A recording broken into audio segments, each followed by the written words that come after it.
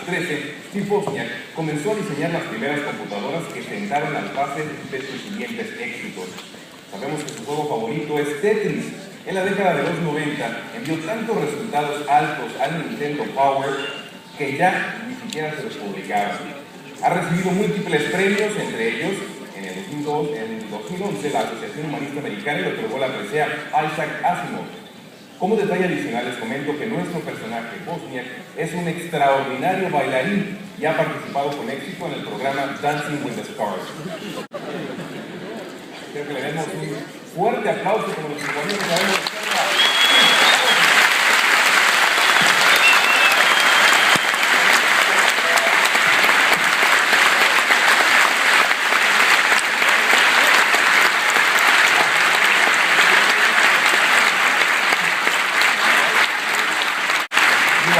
gracious audience. I met so many gracious people backstage. I wish we had people that gracious in our country.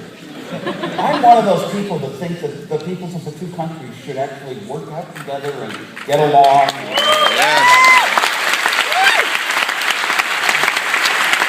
Along with a lot of my other philosophies. I'm so glad that this event is in Tijuana, which is, a great part of Mexico's ongoing economic revival, and a lot of manufacturing that's going on here. A lot of the products in my own house were assembled in Mexico and in Tijuana. Now, when I was in college a long time ago, back before Apple Computer, on the weekends, I loved to drive down. Highway 5 wasn't open yet, so we'd come down 99 and we'd switch over to 5, and then we'd drive into Tijuana and do all the little tour things. I'd take my cousins with me. I usually wanted just to buy firecrackers. I was in college, bought my first guitar here in Tijuana. What an important part of my life and what it meant to me, music and relaxation of playing yourself. So many good memories of this city. Our lives have changed so much, and we have such wonderful technology that does incredible things that we could never imagine. What was the world like before we had apps to do everything? But the funny thing is, we're just in the infancy. We're just getting started. Our nature as human beings, from the instant we're born, is to explore and discover things about our world, about our environment, how it works. A baby, the day it's born, will turn its head a little bit towards sound that it hears. And it wants to know, what are these things in the world? It wants to touch and find its way and learn things. Computers don't get that benefit. Computers right now, we just think we'll program our knowledge into it. But someday, a computer is going to be like a human being. It's going to have to go through years and years of learning everything from walking to knowing what a house is, to what a kitchen is, to what a coffee maker might be, to maybe even being able to make a cup of coffee someday. All day long for 2 days straight and played every version of tic-tac-toe that was possible. And I made a set of rules. The rules were how to make a move so you never lose. And then every one of those rules became a few little electronic parts, soldered to nails that I pounded into plywood. Big, huge device, and it played tic-tac-toe. Well, I look back and I think, how could someone that young build something so huge and amazing and valuable and smart? But at the time, I didn't even think of it. All I thought of it was, it's what I love doing. This is just the most fun thing for me in the world, and it makes me feel special. And I started becoming so good at electronics that, I became what they call a nerd or a geek. And I was known as an electronic genius in school, but I didn't have many friends. I couldn't talk their language. I wasn't in the social groups. Didn't get invited to parties and that sort of thing. Okay, well, it just made my electronics more important to me. So it's often useful to look back and say, who is going to be a good, outstanding contributor in society, a good contributor to the world of technology? And very often, it's sometimes that person that was an outsider in school, that was kind of shy, that had to do a lot of thinking for themselves, but really learn to believe in their own ideas, and they don't have to match the way other people think. The paradigm of school is something that we need to give attention to. You are taught the same pages as every other student in your class on Monday. You're taught the same pages on Tuesday, the same pages on Wednesday, The same page is on Thursday. You're all learning at the same time. If Johnny has a little problem, and I can't go back and correct it, because a few minutes later, Betty's going to have a little problem, and I can't go back and correct it for every single person. We don't have one teacher per student. We have one teacher per 30 students when we're young, when it matters.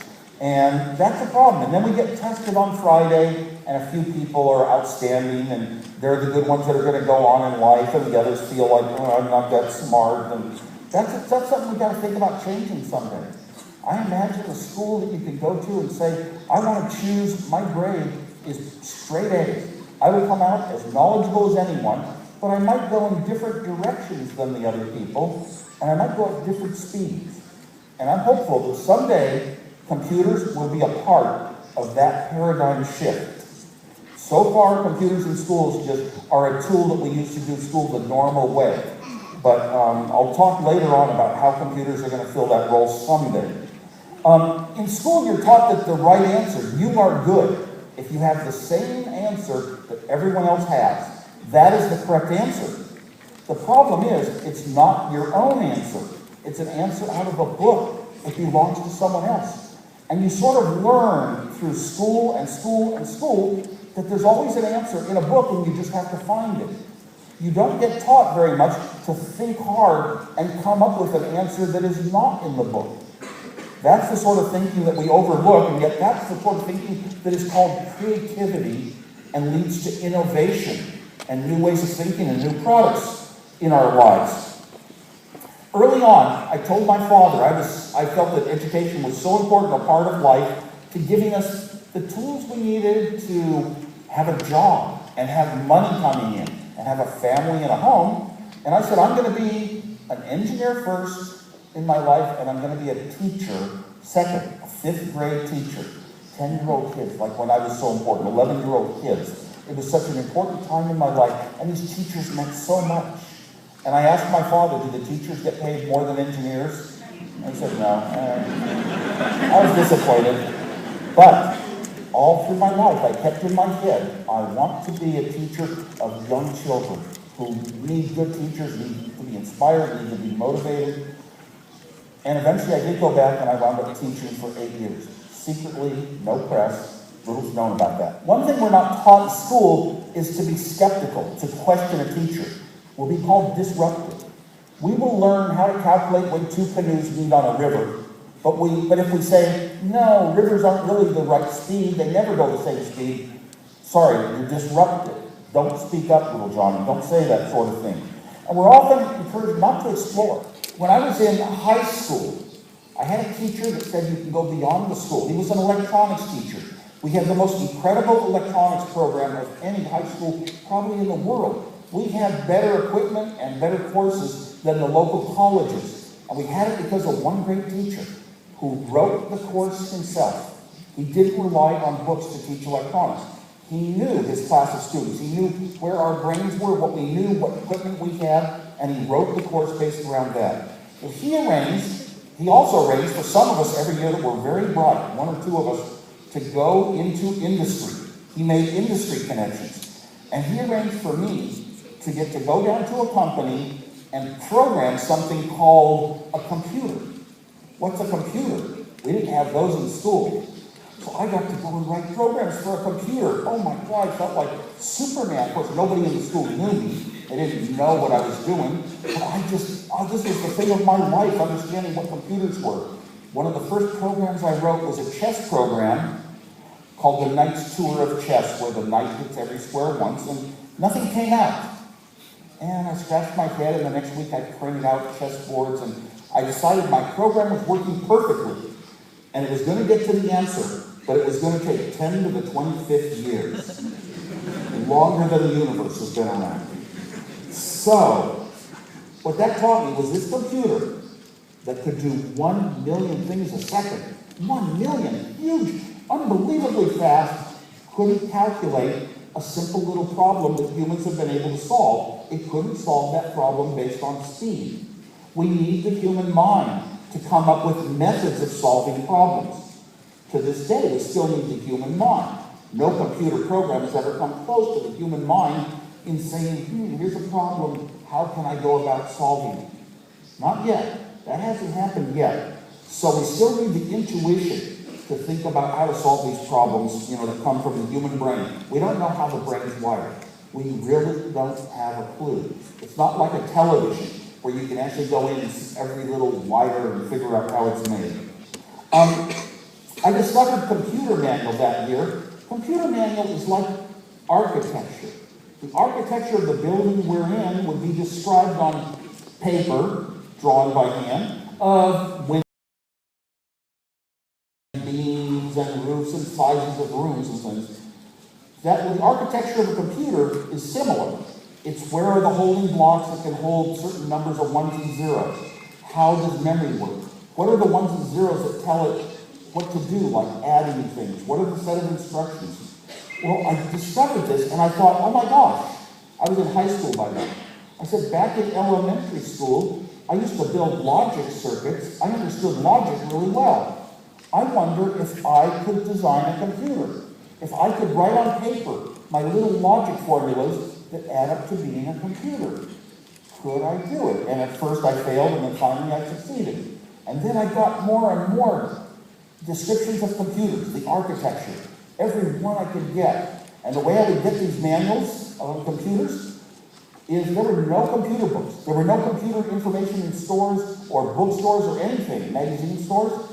But I would drive down on Sundays with a friend from high school, and we would drive down to Stanford Linear Accelerator Center. It was the furthest out physics research in the world. It was like what CERN is today, looking for the God particle and all. And we would drive in, and we'd drive to the main building. And we'd try the doors. It turns out the smartest people in the world worked at Stanford Linear Accelerator Center.